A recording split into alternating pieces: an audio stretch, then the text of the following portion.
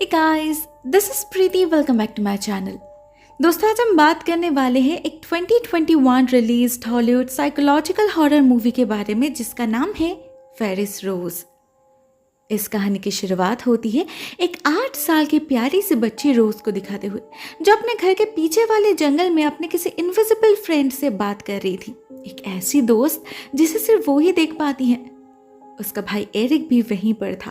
वो उसे देखता भी है मगर ज्यादा ध्यान नहीं देता, क्योंकि वो अपने बहन को ऐसा करते हुए कई बार देख चुका था। और वैसे भी इस उम्र में सभी के इमेजिनरी फ्रेंड होते हैं। ऐसे में उनकी माँ मैरी उन्हें आवाज देती है और दोनों भाई बहन भागते हैं घर के अंदर। वहां उनके बातचीत से हम समझ पाते हैं आज उनके घर में एक छोटा सा गेट टुगेदर अरेंज किया गया है एरिक के नाम। उसके अपने ड्रीम कॉलेज में एडमिशन मिलने की खुशी में, वो भी फुल स्कॉलरशिप पे। इस पार्टी में एरिक के कुछ दोस्त और कुछ फैमिली फ्रेंड को बुलाया गया था, जिसमें वाटर फैमिली भी शामिल था। वाटर फैमिली इनके पड़ोसी थे। साथ में उनकी बेटी जेसिका रोज की बेबी सिटर भी थी। उसे बिल्कुल अपने बहन की तरह प्यार करती थी वो। तो उसके आने से रोज के साथ साथ उसके पेरेंट्स भी बहुत खुश हो जाते हैं। मगर हम नोटिस करते हैं एरिक के प्रति जेसिका का बर्ताव कुछ ऑड है। वो काइंडा इग्नोर कर रही थी उसे। On the other hand, dinner table पे जब एरिक के पिता नेट अपने बेटे के अचीवमेंट्स के बारे में सबसे शेयर कर रहे थे, तो बाकी सभी तो खुश हो जाते हैं मगर रोज नहीं। उसके छोटे से दिमाग में एरिक के बेटर फ्यूचर की कोई बात नहीं घुस रही थी। वो बस इतना समझ रही थी कि उसका भाई उससे दूर जा रहा है। उसका बेस्ट फ्रेंड अकेली क्या करेगी वो। इसी बात पे सुबह से अपसेट थी वो। इवन अपने इनविजिबल फ्रेंड से भी यही बोल रही थी और उससे बर्दाश्त नहीं होता। वो टेबल छोड़कर जंगल के अंदर अपने प्राइवेट स्पॉट पे जाकर छुप जाती है।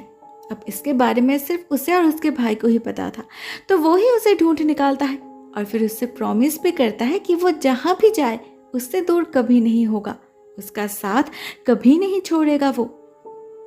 डिनर के बाद सभी अपने अपने काम पे निकल जाते हैं। रोज के पेरेंट्स उस रात काम से बाहर रहने वाले थे और एरिक भी प्रैक्टिस के लिए जाने वाला था, तो वो जेसिका से कहते हैं रोज के साथ रहने के लिए।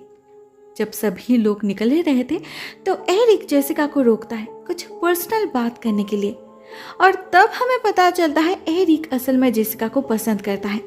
उसने इकरार भी किया है मगर जेसिका है कि उसे भाव ही नहीं देती।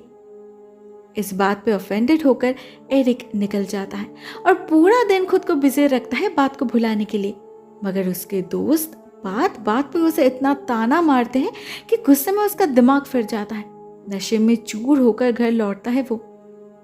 उधर घर में तब तक जेसिका रोज को बेड के लिए तैयार कर रही थी। जब वो लाइट ऑफ करने ही वाली थी, रोज उसे मना करती है। साथ में खिड़की भी खुला छोड़ने के लिए कहती है जिससे उसका दोस्त अंदर आ पाए।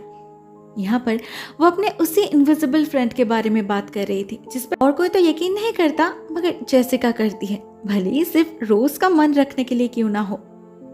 उस रात और कुछ नहीं होता, मगर नेक्स्ट मॉर्निंग घर लौटकर एरिक एंड रोज के पेरेंट को एक बहुत ही बड़ा झटका लगता है। उन्हें अपनी बेटी कहीं नहीं मिलती। इनफैक्ट रोज घर में कहीं नहीं थी। मेरी सबसे पहले एरिक से पूछती है, जिसके जवाब में एरिक बहुत कैजुअली कहता है उसे कुछ नहीं पता। ना वो परेशान होता है ना हैरान होता है। इनफैक्ट वो तो बिस्तर से हिलता तक नहीं। जब उसके पेरेंट्स पागलों की तरह रोज को जंगल में ढूंढने लगते हैं, वो सिर्फ खिड़की पे खड़े उन्हें देखता रहता है जैसे कुछ हुआ ही नहीं। उधर टेंशन में पागल मेरी की हालत खराब हो चुकी थी। वो जेसिका के घर जाती है उससे पूछताछ करने, बहुत खरी खोटी सुनाती है उसे, मगर जवाब में जेसिका कुछ भी नहीं कहती। उसका बर्ताव भी एग्जैक्टली एरिक की तरह ही था, बस उसका चेहरा कुछ फीका लग रहा था। आंखों के नीचे काले पड़ चुके थे। ऐसा लग रहा था जैसे पूरी रात वो सोई नहीं है। उधर उसके जवाब से मेरी बहुत ही ज्यादा नाराज हो जाती है। ऐसे कैसे कह सकती है वो? रोज के सबसे करीबी 2 लोग ही उसके एब्सेंस के बारे में इतना केयरलेस कैसे हो सकते हैं? यही बात मेरी को समझ नहीं आ रही थी। ना उसे कोई क्लू मिल रहा था वो कहाँ हो सकती है। तो वो अपना सारा गुस्सा जेसिका पर निकालती है, बहुत चिल्लाती है उस पर। फाइनली एरिक आकर उन्हें शांत करता है और समझा बुझाकर घर ले जाता है। इसके बाद पुलिस को कांटेक्ट किया जाता है एंड थैंकफुली उनके मदद से कुछ घंटे के अंदर ही रोज वापस मिल जाती है, वो भी जंगल से। उसके पेरेंट्स के लिए तो ये बहुत बड़ी बात थी, मगर एरिक वो तो जैसे यकीन ही नहीं कर पा रहा था। पता नहीं क्यों रोज को देखकर खुशी से ज्यादा चौंक उठता है वो, और रोज भी पहले की तरह दौड़ते हुए उसके पास नहीं आती, दूर खड़े अजीब नजरों से घूरती रहती है उसे बस, और बाद में अकेले में उससे कहती है आई सी यू। नेचुरली एरिक उसके बर्ताव से काफी डर गया था, इसीलिए चोरी छुपे उस पर नजर रखने लगता है। वो देखता है रोज अपना कमरा किस तरफ है वो भी ढूंढ नहीं पाती, घर में ऐसे भटकती रहती है जैसे वो पहली बार यहाँ आई हो। यह सब उसके पेरेंट्स नोटिस नहीं करते, इसलिए उन्हें कुछ शक भी नहीं होता, मगर धीरे धीरे इसमें कुछ चेंजेस जरूर नोटिस करती है मेरी। जैसे उसका फेवरेट ब्रेकफास्ट और उसे पसंद नहीं था, वो टीवी पर वाइल्ड लाइफ के घिनौने सीन्स देखना एंजॉय करने लगी थी, और तो और उसे अपने बेस्ट फ्रेंड का नाम भी याद तक नहीं था। इस सब से मेरी को लगने लगता है कि उनके बेटे अभी ट्रॉमेटाइज्ड है, उन्हें उसे थेरेपी के लिए भेजना चाहिए। दूसरी तरफ एरिक भी अपना इन्वेस्टिगेशन जारी रखता है। एक रात जब वो छुपके से रोज के कमरे में झांकता है, वो देखता है रोज आईने के सामने खड़े अजीब सी हरकतें कर रही है, कभी हंस रही है, कभी रो रही है, एज इफ अपने फेशियल एक्सप्रेशंस को पहचानने की कोशिश कर रही है वो। और जैसे ही उसे भनक लगती है कि कमरे में और कोई है, वो तुरंत ही पीछे मुड़ती है, जिससे एरिक देखता है उसकी आंखें कंप्लीटली ब्लैक पड़ चुकी हैं। डर से चीख उठता है एरिक, मगर जब उसके आवाज से उसके पेरेंट्स वहां जा पहुंचते हैं, उन्हें रोज बिस्तर पर मिलती है, कोई एरिक की बात यकीन ही नहीं करते। लेकिन उसे पता था उसने जो देखा वो कोई सपना नहीं था, इसलिए वो खुद रोज का पीछा करना बंद नहीं करता। और उसी चक्कर में एक दिन वो देख लेता है कि रोज मिट्टी से कीड़ा निकाल कर खा रही है, मगर इस बार वो किसी से कुछ नहीं कहता, उल्टा देर रात अकेले जंगल में जाता है किसी बात की तसल्ली करने, वो भी उसके और रोज के फेवरेट स्पॉट पर। लेकिन वो ज्यादा देर वहां रुक नहीं पाता, क्योंकि उसे जेसिका देख लेती है और वो अपने घर के खिड़की से बहुत अजीब तरीके से उसे घूरने लगती है। एरिक को तो लिटरली गूज बम्स आने लगे थे। ऊपर से उसे अपने आसपास भी किसी की प्रेजेंस फील होने लगी थी, ऐसा लग रहा था जैसे कोई छुपकर उस पर नजर रख रहा हो। एरिक को और हिम्मत नहीं होती वहां रुकने की। वो घर आ जाता है और अगले दिन रोज को नॉर्मल खाना खिलाने की कोशिश करता है। वो खा तो लेती है, मगर फिर बाहर जाके उल्टी भी कर देती है, ऐसे ये सब जहर हो उसके लिए। एरिक सब कुछ ऑब्जर्व तो करता है, मगर किसी को कुछ बता नहीं पाता। अंदर ही अंदर तड़पता रहता है वो, काफी डिस्टर्ब्ड रहने लगता है हमेशा। जैसे बाहर निकलने के लिए एरिक एक रात एक पार्टी में जाता है, अपने दोस्तों के साथ बहुत एंजॉय करता है, ड्रिंक करता है, डांस करता है, मगर अचानक ही उसे वहां अंधेरे में पहले जेसिका और फिर रोज नजर आती है, और वो भी माथे पर चोट के साथ। डर से तो एरिक की हालत ही खराब हो जाती है। वो तुरंत घर जाने के लिए निकल पड़ता है, गाड़ी का स्पीड फुल कर देता है। उसे लग रहा था वो जितनी जल्दी उस जगह से दूर जा पाएगा उतनी ही तेजी से सेफ भी हो जाएगा, मगर असलियत तो कुछ और ही थी। उसे अचानक ही अपने गाड़ी के बैक सीट पर रोज दिखती है, जिससे वो घबरा जाता है, गाड़ी का कंट्रोल लूज कर देता है। दीवार से टकराकर चकनाचूर हो जाता है गाड़ी का फ्रंट पोर्शन, मगर एरिक को तो जैसे कुछ फर्क ही नहीं पड़ता। वो जैसे तैसे गाड़ी से निकलकर बैक सीट को चेक करने लगता है। पहले उसे कुछ नहीं दिखता, बस दरवाजा अपने आप ही खुल जाता है, और जैसे ही एरिक पास जाता है देखने के लिए, तो अचानक ही एक अजीब से क्रिएचर गाड़ी के दूसरे तरफ से निकलकर जंगल की तरफ भाग जाता है। देखने में काफी क्रीपी था वो, तो ऑब्वियसली एरिक को तो डर लगेगा ही। ठीक इसी समय वहां एक पुलिस ऑफिसर आ पहुंचते हैं, और एरिक की डिसोरिएंटेड हालत देखकर उन्हें लगता है एरिक ड्रंक है। उसे पुलिस स्टेशन ले जाया जाता है और नेट को जाना पड़ता है उसे छुड़ाने। एरिक के करतूतों से उसके पेरेंट्स बहुत ही ज्यादा अपसेट थे। उन्हें लग रहा था उनका बेटा लाइफ को बहुत ही कैजुअली ले रहा है, दोस्तों के साथ मिलकर वक्त बर्बाद कर रहा है, मगर असल में सबके पीछे रोज है, ये वो लोग समझ नहीं पाए। दूसरी तरफ एरिक वो तो अलग ही उलझन में फंस चुका था। वो जहां भी जाए, कुछ भी कर ले, रोज के नजरों से भाग नहीं पाता, और जेसिका वो तो उसे जैसे सहन ही नहीं कर पा रही थी। एरिक को समझ नहीं आता वो इस सब से कैसे डील करे। टेंशन में रात रात भर सो नहीं पाता वो। ऐसे में एक रात उसकी नजर पड़ती है जेसिका के कमरे की तरफ, और वो देखता है जेसिका अपना हाथ काटने वाली है।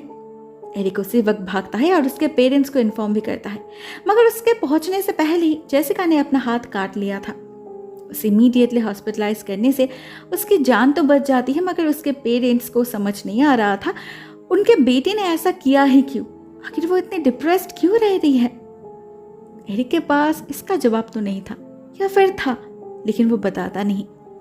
वो घर आ जाता है और खुद को वॉशरूम में लॉक कर लेता है। कुछ विजन्स उसे बहुत ही डिस्टर्ब करने लगे थे, जिसमें वो रोज और जेसिका को देखता है रोते हुए। अब ये कोई फ्लैशबैक था या नहीं वो तो हमें नहीं पता, मगर पिछले कई रातों से यही विजन्स एरिक को सोने नहीं दे रहा था। बार बार वो फोटो एल्बम निकालकर अपने चाइल्डहुड के फोटोज देख रहा था, ऐसे किसी चीज को भुलाने की कोशिश कर रहा था वो। इसी बीच एक रात मेरी एरिक से कहती है कल वो लोग पूरा दिन बाहर रहने वाले हैं, तो क्या वो अपनी बहन का ख्याल रख पाएगा।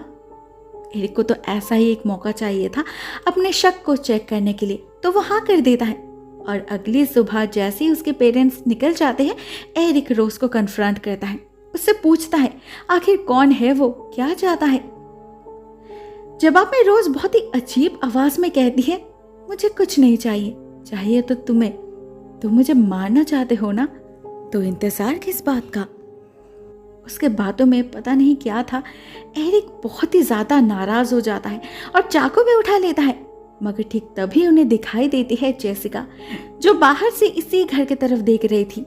घिन भरे नजरों से देख रही थी एरिक को, ऐसे उसके दिल में बहुत सारी नफरत भरी हो। अभी अभी घर लौटी थी वो, कमजोर थी, मगर एरिक को गुस्से में वो भी याद नहीं रहता। वो पागलों की तरह उस पर चिल्लाने लग जाता है कि वो उसे ऐसे परेशान क्यों कर रही है, क्यों वो और रोज मिलकर उसकी जिंदगी बर्बाद करने पर तुले हैं। मगर अगले ही पल उसे अपनी गलती का एहसास हो जाता है, तो वो घर के अंदर आ जाता है और वॉशरूम में जाकर अपने आप पर सारा गुस्सा निकालने लगता है। हम एरिक को जोर जोर से चीखते चिल्लाते हुए देखते हैं। डेस्परेशन की सारी हद पार कर चुका था वो, जिससे बचने के लिए फाइनली वो एक डिसीजन ले लेता है, रोज के डॉपलगैंगर को मारने का डिसीजन। हाँ, उसे यकीन था ये रोज नहीं है, ये उसका डॉपलगैंगर ही है। वो इतना श्योर कैसे था, चलिए जानते हैं। एरिक भागता है रोज के कमरे की तरफ। वहां उसे रोज तो नहीं मिलती, मगर वो देखता है पूरा कमरा ही अजीब से स्केचेस से भरा है। कुछ पेजेस पर रोज ने अपने साथ एक क्रिएचर की फोटो बनाई है और बाकी सब में जंगल की तस्वीर है। वहां पेड़ के पास एक पर्टिकुलर स्पॉट को मार्क किया गया है। शायद एरिक जानता था ये कौन सी जगह है, ये तो उसके और रोज की फेवरेट स्पॉट है। तो वो उसी वक्त वहां जा पहुंचता है और कुल्हाड़ी से जमीन खोदने लगता है। कुछ ढूंढ रहा था वो जमीन के अंदर, जो कुछ ही देर बाद उसे मिल भी जाता है। हमें दिखाई देता है एक हाथ, वो भी रोज का, मतलब असली रोज का। मतलब रोज मर चुकी है, मगर कैसे, और एरिक को कैसे पता उसकी लाश यहाँ है। इन सारे सवालों का जवाब हमें मिलता है अगले ही सीन में, जब रोज की डॉपलगैंगर सामने आती है और कहती है मैं वही था, सब देखा था मैंने। इसके बाद ये क्रिएचर अपने असली रूप में आ जाता है और एरिक पर हमला कर देता है। एरिक उससे भाग नहीं पाता, एक्चुअली थक चुका था वो, सच्चाई से भागते भागते हार चुका था वो। तो वो उस क्रिएचर से मौत की भीख मांगने लगता है, जिससे उसे इस मेंटल ट्रॉमा से आज़ादी मिल जाए।